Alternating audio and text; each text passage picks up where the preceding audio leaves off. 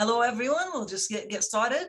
My name is Vivian Moshahwa, and I would like to welcome all of you to this month's Smart Talks. If you are joining us for the first time, Smart Talks is the monthly seminar series of the SMART network here at the University of Alberta. And as many of you already know, SMART stands for Sensory Motor Adaptive Rehabilitation Technology.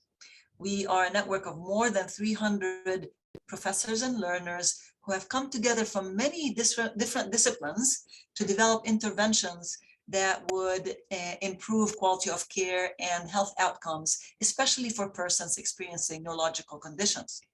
And I am absolutely delighted today to introduce our speaker, Dr. Kim Adams. So Dr. Adams is an associate professor of rehabilitation science here at the University of Alberta and is the director of the Assistive Technology Lab in the Faculty of Rehabilitation Medicine. Her work focuses on assistive technology for children who have physical and communicative impairments. Just to give you a little bit about her background, Dr. Adams received her undergraduate degree in electrical engineering from the University of Alberta and her master's degree in electrical engineering with specialization in biomedical engineering. She then focused her engineering skills on rehabilitation and received a PhD in rehabilitation science from the U of A. Dr. Adams has more than 20 years of experience in assistive technology and has worked in this area in several countries around the world, including Scotland, Australia, the US, Peru, and of course, Canada. She is a past board member of RESNA, and RESNA is the Rehabilitation Engineering and Assistive Technology Society of North America. It's really the main society for rehabilitation engineering and assistive technology on this continent. She is also past chair of RESNA's special interest group on international appropriate technology. So very excited to have Dr. Adams as our speaker today. And just a few housekeeping notes before we hand it over to her. This session is recorded, and I encourage everyone to participate in the question and answer session at the end of the talk. You can ask your question yourself verbally, or you can write your question in chat along the way, and I will ask it on your behalf at the end of the talk. And to preserve bandwidth, please turn off your cameras during the talk, but do turn them back on at the end of the talk. And with that, I hand it over to you, Kim. Thank you very much, Vivian. You introduced me so nicely. That's how I usually introduce myself, tell my story through my little credentials there. So the one that you probably don't know is assistive technology practitioner, and I've kept that up just because that's an area that I love so much. Yeah. So my motivation around studying is children's play. So not only is it a right for every child, but it's what they should be doing as their occupation as they're growing up. And it's so important for developing their skills, abilities, but children who have physical disabilities have quite a few restrictions in their play sometimes. Might be due to their low gross and fine motor skills. They could have difficulty moving, speaking, reaching for and grasping objects, and that's all going to affect the quality of their play. And that can result in delays in their development, or worst case, learned helplessness when they feel they can't affect their environment. So that's why I've been looking at assistive technology to try to give children more opportunities. Now, I'll just give a few principles that I work from in my program. So this is the HAT model. You may know its developer, Al Cook. We call him the granddaddy of assistive technology, or reference his cookbook many, many times. So this is something from the cookbook, a human activity assistive technology model. So basically we have a human who wants to do an activity, and if they don't have the skills to do it, well, that assistive technology can come in to help. So these are the components: the human technology interface, the processor, and then the activity output. And actually, many people in the smart network work a lot in the environmental interface that can inform that activity output and make it more effective. So here we are with a child who has a disability, who might want to move around the environment or manipulate things or talk or say things. And so there are many human technology interfaces that are possible. And then we try to match abilities to these. So, 10 finger typing, we could go really fast, or 1 finger typing, or we could even use our head to move the cursor on the screen, for instance, or our mouth or our foot or eye gaze. We can move the cursor on the screen. But then if those functions aren't available, then people will have to use switches, and those can be a little bit more limiting. Like, we have to wait for items to be presented to us and like move between the items we want with one switch, say, and then when we get to the one we want, we hit that other switch. So it's slower, and typically we'd like to try to match people with, or try to move people up along the faster side if we can, but if we can't, we look at ways to make systems faster. The other thing is looking at physiological signals. If none of those other methods work, well, then there's things like brain-computer interfaces. That's something that I've been working in lately. And then these are all the kinds of activities. There's many more, but for accessing the moving, the communicating, the manipulating, and playing games and those sorts of things that are super important to kids nowadays. I just wanted to let you read this quote from Stephen Hawking.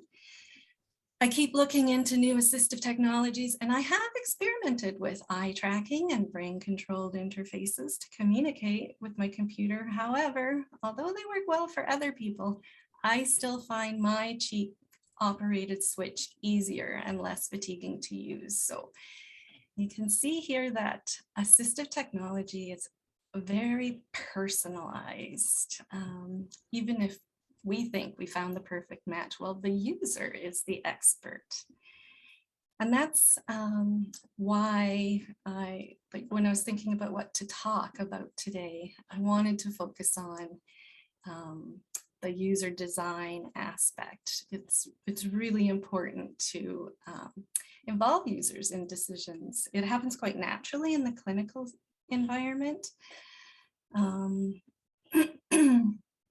When people are matching assistive technology with users, but in research, it can be harder for us because we sometimes don't have access, and as good of access, that sort of thing. So I just wanted to kind of talk about some strategies we've done and things we've learned. This patient-oriented research is super important. So I'll be using some examples from my experience. So on one side, I like to use technologies that are available right now that we can use with people. And on the other side, just research that's happening in the lab that will eventually make it back into the clinic. So we want to do user-centered design. We want to involve the people who are going to use the system in our decisions about those things we're making in the lab. So this is the cycle. You identify needs. You might design it, build a version, evaluate it, and just keep going around that cycle until you find a good system. involving the end user in that cycle can happen at different levels. Unfortunately, we tend to focus a lot on the, on this middle level here, where we'll ask somebody to use the system and we'll watch. Maybe they're a tester or an informant, but what would be really great or ideal is to get to design partners. So we're working there towards that. And there's different levels where we can be just observing people, they can be giving us their feedback, they can be dialoguing with us along the way. Maybe they're just giving us ideas, or they're actually working on a prototype or a product. I just wanted to show you this part. So this, you can imagine the people who are using assistive technology are wide group, very heterogeneous. But when I did this study, I happened to find 3 people who, they all had cerebral palsy. They all used 2 switches, one on each side of their head. They all actually happened to have the same communication system and even the same communication language that they were using. But I wanted them to design the way that they were going to control a robot from their system. And look at how different their user interfaces are. 3 different people. You'd think this would be the most homogeneous group I could get, but they definitely had different opinions about how things should be laid out. One person wanted things right, the robot commands right with their words. Someone else wanted to switch to another page, but he wanted words, not symbols. So it was valuable, because I think that the kids really felt like they owned this system. That makes it kind of hard to study if you want to, graph things and publish things. So another framework that I have relied on a lot is using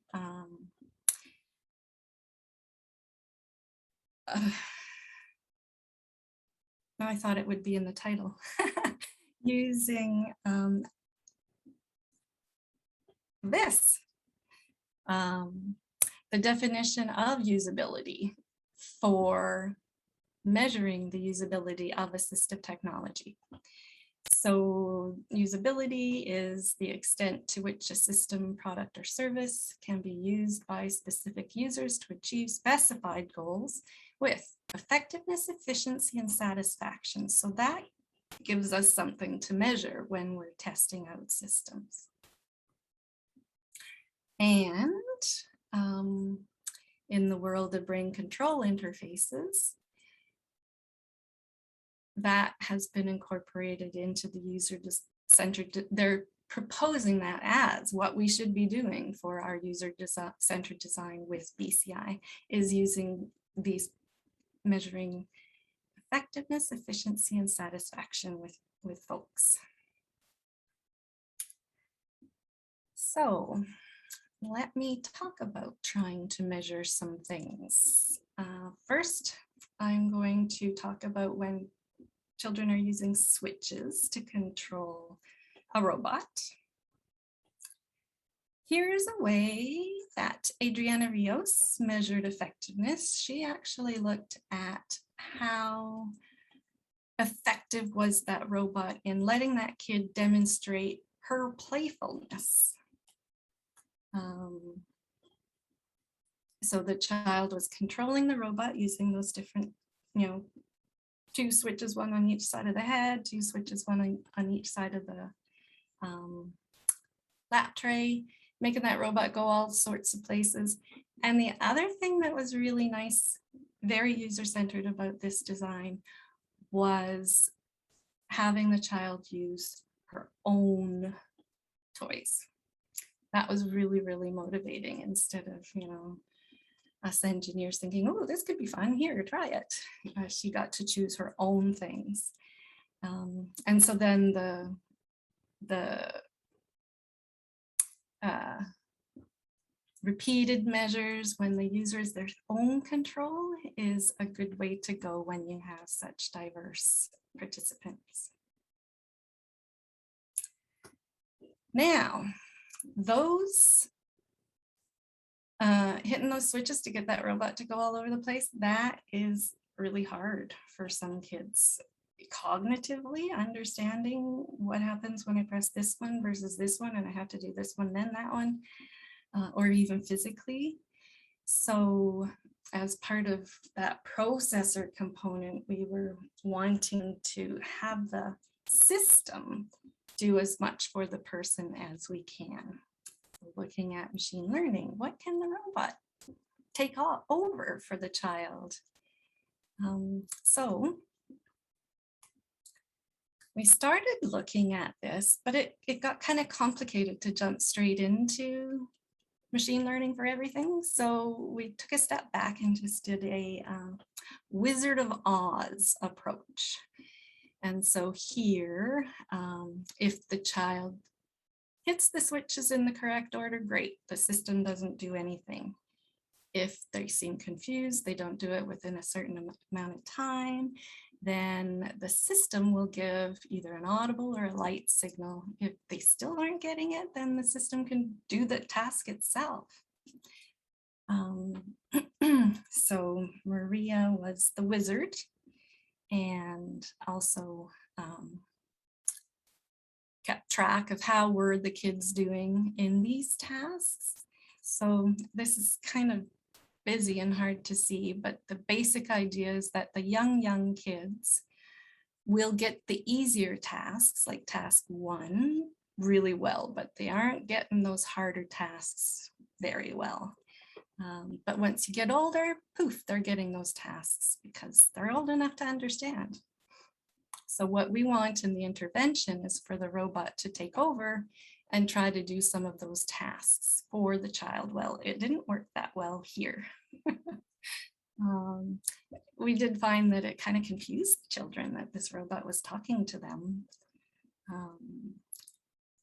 But this person did a little bit better in these tasks with the robot after the initial shock that the robot was talking to them. So that was really interesting. And actually some of the little guys were saying things like, I did it, when it was actually the robot who did it, but just instilling a sense of confidence in them. So that was pretty fun to see. And we also learned all the things that the human does naturally that the machine learning system is going to have to figure out. It's kind of it'll be a big job, but I think it'll be really important for that processor to facilitate success for the children. So then another area that I worked on in moving robots. So sometimes if someone has just a little bit of help with a joystick, they could accomplish tasks and not have to be way down here on the switches side of the slow end of the spectrum. So did a lot of fun work with Dr. Maddie Tavakoli in applying haptic feedback. So to help not only feel what's happening, but also have a little bit more success in accomplishing those tasks.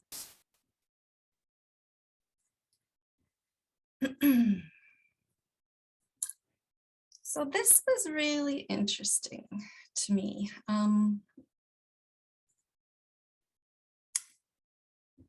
One of the things that we like to do when we're designing technology, work with adults who have no disabilities first, just to make sure the system works. And then you can get a group and you can run your statistics. Next, we like to work with children who don't have disabilities because well, then you can test the cognitive aspects of what you're working on as well. And then start working with people who have impairments. So this was really interesting to see with, so the task here was to, the no-tech means people were manually testing tools to see how rigid they were, or they were using a haptic system. I'm just going to go back to this picture here. If someone has a physical impairment, and they're in a wheelchair, they can't go running up to the toys to feel them exactly. So if we can use a teleoperated system where the controller is on the wheelchair and the robot is manipulating the toys, well, then we can bring things closer to people. So this was someone who had a disability who, to manipulate by hand, and literally we put items in her hands and she tried to do the best she could to test them, but she didn't do a very good job of it. The sticks were getting more rigid, so she should have been having a pattern like this, whereas hers were all over the place in the no-tech condition. But when she was using the haptic robot, now she understood that some were softer, some were harder, and it's probably because the complexity of trying to do it manually was removed. And those feelings of hardness and softness were still coming through the robot. So if we hadn't tested it with someone who actually needs it, we would, well, that was the great part about trying it with someone who actually needed it. You see the progression of the usefulness. Another thing that was really interesting and learning for me was when we come into it with our ideas about what we think should work and it doesn't. So this was a system where at the wheelchair, at the controller, you can move however you want, and only the voluntary component comes through. If someone has, you know, involuntary movements, well, that won't affect the task. You could get more accuracy. And I thought it would be best, you know, not to feed this back, just get rid of that involuntary component. But Farouk wanted to try something he called a viscosity controller. So it was essentially like moving through different thicknesses of Jello. And this is someone who has cerebral palsy. She, part of our team, she's written papers with us. She's tried a lot of systems and she liked having some Jello. It just made her feel better with the, at her end of the controller. So having an adult on the team is great. I mean, they have the experience of being a child trying to access play. Adults are able to articulate their thoughts and stories a little easier than children. So that's been fun to have Heidi, you know, telling us her stories about when she was a little kid. She would literally spend an hour trying to get the doll clothes on her little Barbie. And so she was giving us ideas for what to do play-wise. And this just shows how she was able to be a little bit more controlled in getting the items into the target boxes in that previous task. Another thing that we did that was really good to learn, excuse me,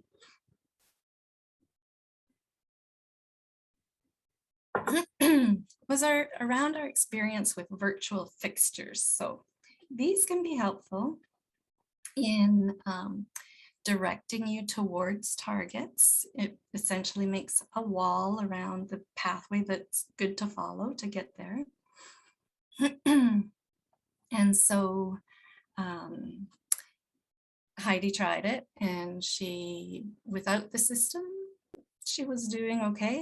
You kind of see she has this arc sort of a movement though.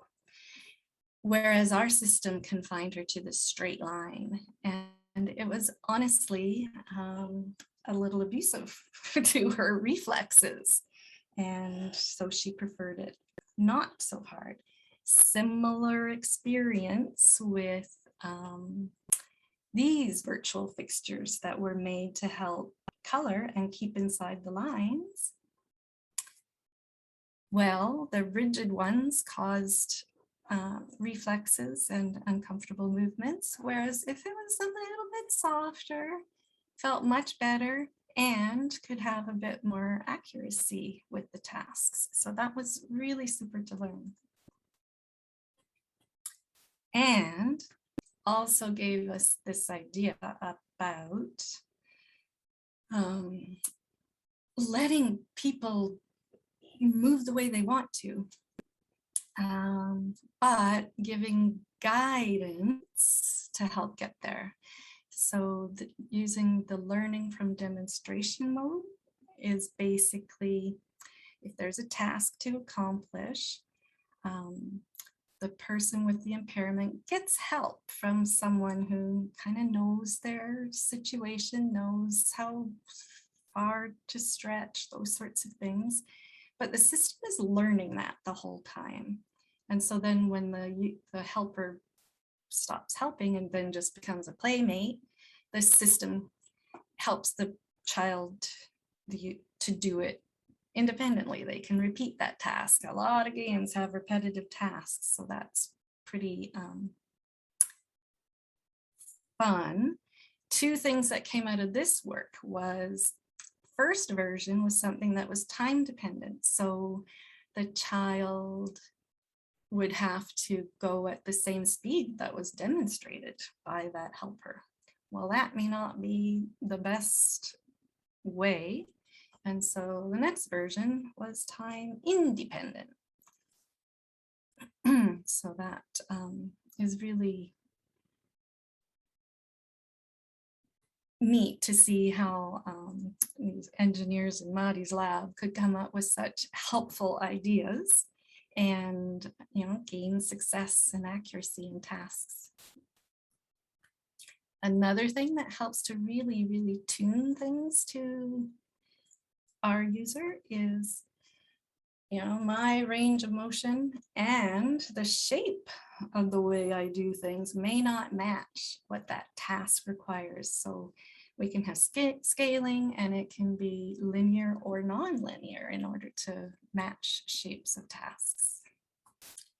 And even more tailoring to the user is making a model of their abilities in the upper limb. Where can they reach? Where can't they reach? Where do they need help? Where don't they need help? Really, really tailoring things to people. And I just want to finish off this journey through the robots with this task that came up because Heidi helped us with so many of our exploration things. She said, I would love to have help reaching things. Like, they give you these little occupational therapy reachers, but I can't lift anything heavy. And so Jacob did a study with making a really nice little reacher. And what's really nice about it is you get help with lifting. It amplifies your power basically, but you can still feel the feedback between what's heavy things, what's light things, because that's important information, especially if we want to use this with kids while they're developing and trying to learn skills. So, another thing that we wanted to do was combine input systems in order to try to maximize the output. Now, have you examined using eye gaze? If you've ever used an eye gaze system on a computer, what you have to do is stare at something until it actually knows that's what you're looking at. You'll watch for a certain amount of time and then it enters it. Well, if you're doing that while you're playing with robots, you have to look at the system, look at the robot, see what happened, look back. And so what we wanted to do instead was have an attentive system where the system kind of figures out where you're looking. So there's two things happening with this system. The eye gaze system is, getting an idea which one of these moles are you looking at, which one might you want to be going to so that it can help provide haptic assistance to get there. Plus, something else that's a little unique is having eye gaze in the environment, so that we can, remove the moving from the interface to the environment aspect. We can just look straight into the environment. So all these things trying to make things easier for the user. And there is Javier playing a fun game. And so he has measured effectiveness and efficiency. So the accuracy of the system and then how long it took to get there. And then also tried to get some sense for satisfaction from the users. Now, one big thing that came out satisfaction-wise is when you're staring at things in those explicit interfaces, your eyes will get tired. So when they were using his attentive interface, that didn't happen so much. Also tried it with children, but asking for their feedback, not so easy, to ask for their satisfaction levels, but the person who has cerebral palsy was able to tell him. So we need ways to get information from children a little better, and I'm going to get to that in just a little bit. Just want to talk about when all those other access methods aren't working as well as they need to for users to accomplish the tasks they want. So this is another stream that we're looking at now, is the physiological signals, and particularly around brain control interfaces. So one system, for instance, is this that Isa worked on with motor imagery. So really interesting to find out, or to see the data where some people, these are typically developing people, have the power decrease in the alpha, but others, same group, where they're finding is the power increase in the beta waves. But because the systems are trained and tuned to the individual users, it still works, and it can detect when you're making a move, imagination, or just resting. So that was great. Also examining the person who has a disability here, her frequencies are completely shifted from where the people without disabilities here, from what we would expect. So very important to personalize systems. What was being tested here was if you get some feedback. Well, usually with brain control interfaces, you have the visual feedback to help you learn to do your motor imagery. But Javier wanted to test, if you're imagining moving and your hand that moves, it's not you moving it, but the robot moving it, to give that extra feedback to your body, how would that do? And sure enough, that gave better accuracy, but not everybody liked it. So again, down to the users. And then when you're working with children, that plus sign in the middle of the screen is just not going to be sufficient. So I have to get creative in the training software, making different scenarios because it's important to do things over and over and over again. And you just got to keep attention of the child in order to get to the levels they need to. Now, satisfaction. We've tried using the NASA TLX. Probably a lot of you have too. And sure, it's great with the adults. Children, not so much. So I'll tell you some techniques in just a little minute. First, just show another area, looking at that processor and trying to make things as fast for people as possible is looking at combining input methods. So in this case, it's someone using their eye gaze to select which target they want to hit, and then their brain signal to make that robot move towards it. In this case, someone is using their eye gaze to select the target on the screen, so which direction this should face, and then the brain signal to actually make it shoot. And this was something that was asked for by parents. They have a child who's using eye gaze, and that dwelling on something for long enough is really hard for that child. So if they could just use their brain signal for that click aspect, that would be fun. So that's what we're going to try with them really soon. And you know Mateus and the work he's doing. His hybrid is actually combining two brain signals in order to try to make the system more accurate, faster. So now back to the applied side of the spectrum project that I'm working with the Glenrose Hospital and brain control interfaces and whatever that child wants to control. We will be going towards augmentative communication systems, but not just yet.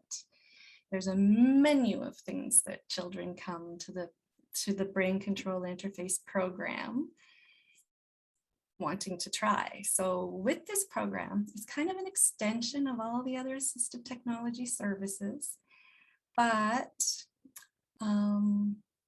added BCI for when those other assistive technologies don't work. And kids are told, you know, this is new, especially for kids. There's some research for adults, but for kids, not so much. And parents are told to, you know, you guys are the experts. You tell us your experience with using these systems in these activities. And so here is what a scenario would look like. Because of COVID, us researchers had to be over Zoom because there was a maximum of 4 people in the room. But here's the child with the commercial headset. This is something that anybody can get easily and set up. Mom is there to help, you know, interpret if we can't understand communication intent and those sorts of things. Occupational therapist, very important for positioning and those sorts of, you know, getting the best function ability. The wheelchair headrests really interfere with the BCI headrests. So there's a lot of technology development that could happen in order to make these situations better for the users. Another thing is the calibration stage is quite long. You have to spend quite a bit of time practicing nothing, thinking of nothing. Well, when has a child ever been told that before? So you even have to train what that means, and then think about lifting or pushing. Well, what if they've never lifted something up in their lives? So it's really been an interesting experience working with children who have quite severe impairments. But once the calibration is set, then using that in something really super motivating now. Games, like all their friends are playing on the computer, is super motivating. In this case, it's a sumo wrestler game. He has to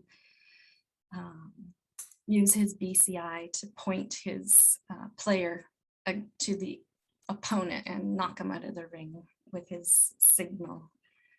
It's pretty motivating. Now, these are the kinds of data we're trying to collect. As far as effectiveness, so is that headset accurate? If we've requested a command, was it actually performed? And if not, we don't know if it's because of the system or the child, because they can't really tell us what they're thinking and doing. So we're doing a lot of observations to try to understand experience. Sure, we're asking questions too, but a lot of yes, no from kids. But we want to get beyond that. We really want to take, take it into the actual user-centered design. There's different levels, of course. We keep kind of getting ourselves stuck at this lower degree of user involvement. We'd love to be more at the higher degree of user involvement. With adults, it's a little bit more straightforward. Adults who speak, you can use talk aloud strategies and those sorts of things. So we've been examining different strategies that we might be able to adapt for the children with either physical or communication or both impairments. So there's all kinds of cute little tools out there that we can are starting to use.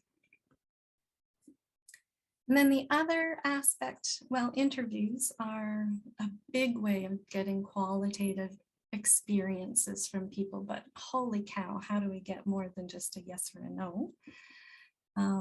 So these students have been working on interview techniques, different ways of creatively having an interview, and maybe using arts-based methods and facilitating. Maybe we give multiple choice options.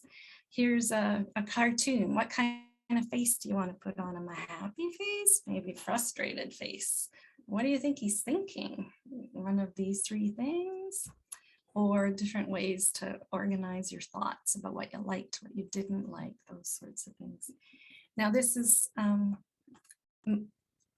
Manar Aude, and she has cerebral palsy. And so it's been really fun having her on our team for these aspects too. Super informative about what was her experience with play growing up, and what should we be asking parents, and those sorts of effects. So it's we've got the adult end, and now we're ready to jump and get all the child end of the thoughts. Oh, and here's how Karina has helped make our Zoom life a little more beautiful. This was what we looked at for the last 8 months, each other over Zoom. But she has captured us nicely. And yes, thanks very much to the support, well, of the students for sure, and the other support that we've received. So I'm hoping there's enough time for a few questions. Thank you very much, Kim. I really enjoyed this talk, and I was taken aback by how challenging of a project you've taken on, and was incredibly impressed by the very user-driven approach that you make at the center of your work, and also the scope of activities, and of course the range of ages that you are working with. That's an incredible amount of work. So thank you very much for sharing this with us. Now, I have a million questions, but I'm going to first of all ask the audience if anyone has a question that they would like to ask themselves or write in the chat. This is your chance. Adam, please go ahead and you could turn on your camera if you'd like to, and ask your question. Hello, Kim. That was a great presentation. I have several questions also, but I'll start with just one. Specifically, the requirements for effectiveness, efficiency, and satisfaction. I was wondering if well, I know in my experience, just with hobbies and stuff, sometimes specifically efficiency and satisfaction can be in conflict. Doing something the most efficient way is often not the most satisfying way to do it. And I was wondering how often that's come up. Maybe is there a weighting on those requirements? Maybe we care more about satisfaction than, say, efficiency. Is that a reasonable thing? Yes. Hello, Adam. Good to see your name, at least. That's a really good point. And then like in the assistive technology world, we would, like if we were in a clinical session trying to match a technology to someone, there's a huge emphasis on the user preference. And I mean, that's other models that you could use too going forward is the user, I can't remember what it's called, but it just basically, if the user is happy with it, they'll keep using it. And we even have to be careful with independence, like with the work that we've done with children. When they were younger, they weren't too concerned about being independent. Their mom was always there and did a lot of things for them. So when we made our focus around you can be independent, that wasn't motivating. So yeah, it's interesting how well, to your point, the effectiveness, efficiency, and satisfaction will be competing, and might be competing, I should say. And if your user can be the ultimate person to make that decision, that would be nice. You know, maybe I can ask a question somewhat related to Adam's question, but it's based on something that Trevor Bars in our lab did this morning during our lab meeting, where he reminded us of the FAME framework, right? The feasibility, appropriateness, meaningfulness, and effectiveness for interventions. And you know, this is to kind of make an intervention that widely available, but the interventions that you're using are very much user dependent. So how would you make what you're doing more widely applicable under the FAME framework? Because there are still some very common elements, regardless of the personalized approach. Can you maybe speak to that a little bit? That's a really good point. I love that you use a framework as well, and that your students are keeping them foremost in their mind. That's really great. Well, you know, thanks to Trevor for bringing it back to the table and introducing it to many in the lab who may have not heard about it before this morning. But this is something that we want to incorporate in all our projects moving forward. It's really helpful to have a framework of some sort, and it helps you not forget things to address things as well. Right. So yeah, has been an approach in our assistive technology, like the commercial world, to make a system, but it has all sorts of features that you can click and tune and make it best for that person. And then there becomes this trade-off where, oh my gosh, there are too many features for me to have to pick. And I'm not going to do it. And it's not the best fit for the client. So it's a delicate balance, I think. One thing that's neat about our systems is that principle behind things can work for anyone. Like the principle behind learning from demonstration of the robot movements, that could work for any ability.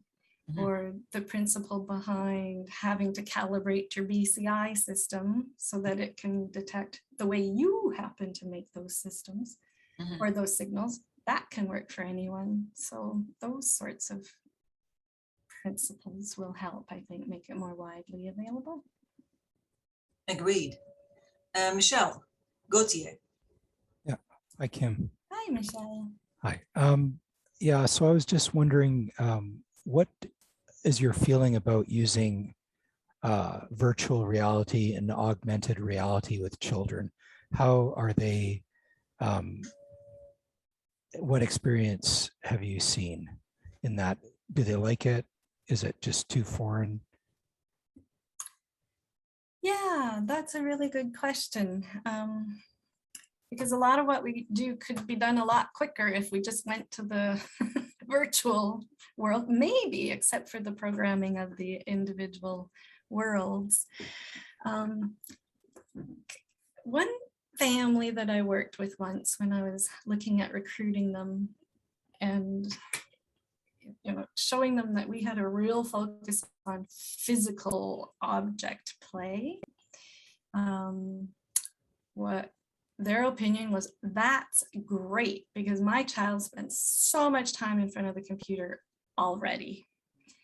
And that parent was really excited about getting different experiences. So far till now, we've liked to have that focus on the physical world. We're getting into the virtual games because holy cow, those are so popular now and we have to go there. And the virtual reality and the augmented reality is good. It's getting better.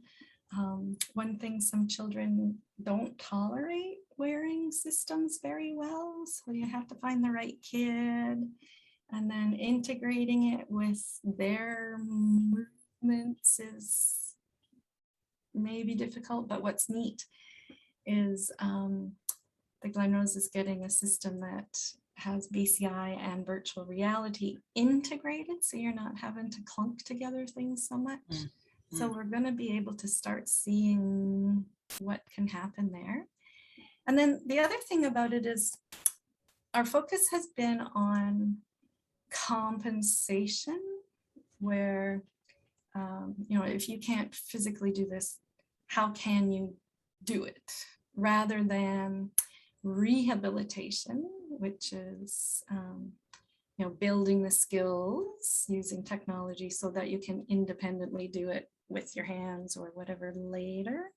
And it seems to me like virtual reality, it has been really great and well applied in the rehabilitation areas. And then using it as a way to get things done in the world might be more challenging, but an interesting challenge.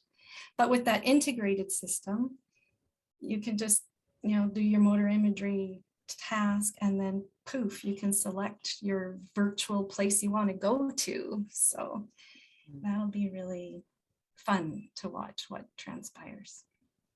Yeah, I can see the two working together, especially if you've got sensors on their arms at the same time and having to move in addition to, and sort of building more physicality into that. Yeah, more system. inputs even, yeah. Yeah. You know, Thank you very much. yeah, yeah. Thanks for that question, Michelle. You know, in terms of gaming, right, and BCI and you know and virtual reality, but maybe BCI and gaming more so. You mentioned that the kids are able to play with their friends. So I guess what I'm thinking is I saw in some of the pictures that you provided, that you showed us during the talk, maybe the sibling was sitting next to the child.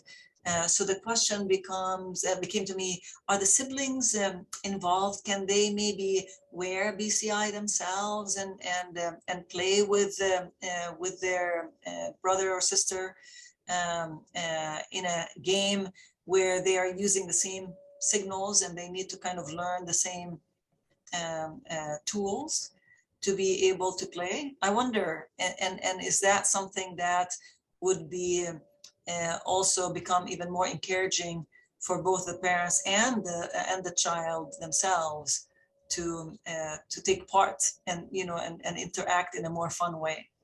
Mm-hmm. Yes, we've definitely tried that, and it's a great learning experience for that sibling to understand how hard it is for their sibling who has the disability to control things, especially since maybe the sibling hasn't had all the amount of training that the sibling with the disability had. So who's the expert now?